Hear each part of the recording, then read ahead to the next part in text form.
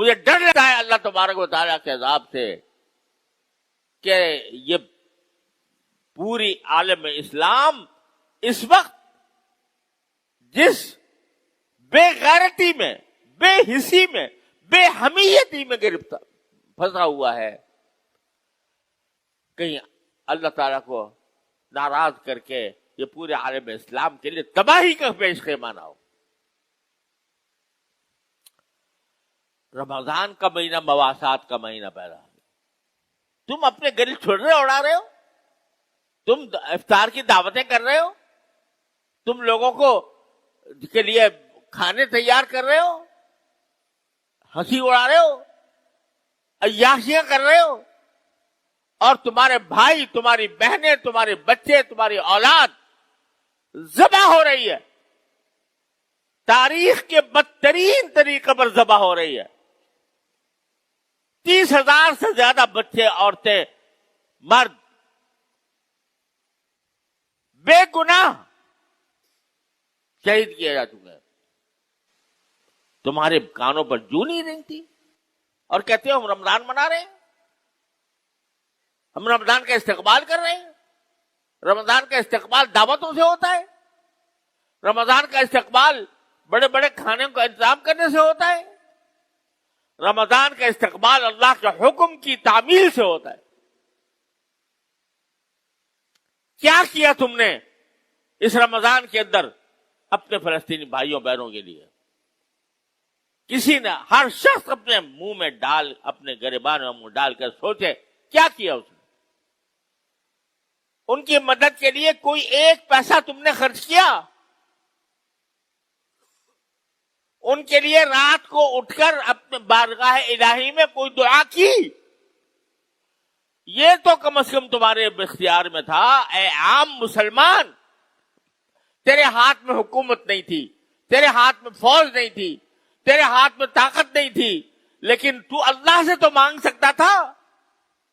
تو اپنے جتنے کے تیری جیب میں پیسے تھے وہ کم از کم لا کر وہ کسی طرح بھجوانے کی کوشش کر سکتا تھا، جبکہ راستے کھلے ہوئے ہیں۔ تو نے تو یہ نہیں کیا۔ اور تیرے حکمران، انہوں نے تو اپنے گلے میں پہلے ہی غلامی کا پٹا ڈالا ہوا ہے۔ تو نے کبھی ان سے بھی یہ کہنے کی جرات نہ کی کہ ہم غلام رہنا نہیں چاہتے، اور ان کو متوجہ کرتے کہ تم یہ فلسطین کے بارے میں کیا کر رہے ہو۔ تو یہ بس یہ مزے اڑا لینا کہ بھئی رمضان کا مہینہ ہے، اس میں رحمتیں آ رہی ہیں، اس میں مغفرتیں آ رہی ہیں، اس میں افطار کرانے کا ثواب مل رہا ہے، اس میں فلاں فلاں کاموں کا ثواب مل رہا ہے۔ ارے ڈرو اس بات سے کہ کہیں اللہ تعالیٰ کا عذاب نہ آ جائے ہمارے اوپر، جس بے حسی اور بے غیرتی کا ہم اس رمضان کے اندر مظاہرہ کر رہے ہیں اپنے فلسطینی بھائیوں کے خلاف۔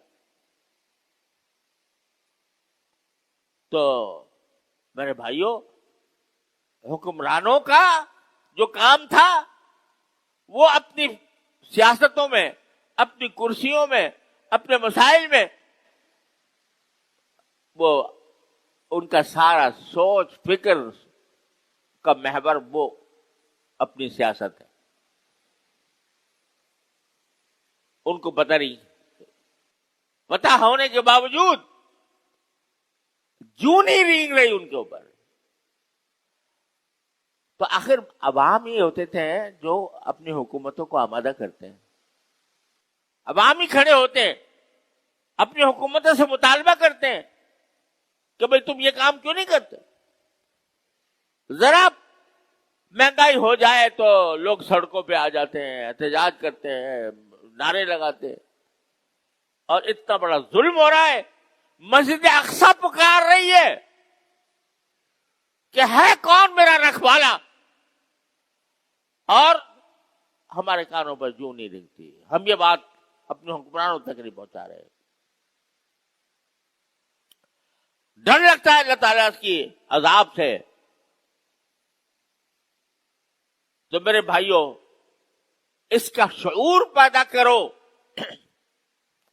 اس فریضے کا شعور پیدا کرو गुलामी का जुआ अपने गर्दन से उतारने का शऊर पैदा करो, अल्लाह ताला से रुजू करो, अल्लाह ताला से मांगो। जो शख्स जितनी ताकत रखता है उनको मदद पहुंचाने की वो मदद पहुंचाए। जो शख्स जितनी ताकत रखता है हुक्मरानों को मुतवज्जे करने की वो अपनी ताकत को इस्तेमाल करे। वरना आखिरत के अंदर याद रखो, जब ये 30,000 शहीदों का खून का हिसाब लिया जाएगा तो हिसाब देने वालों में हम भी शामिल होंगे। तुमने इनके लिए क्या किया था?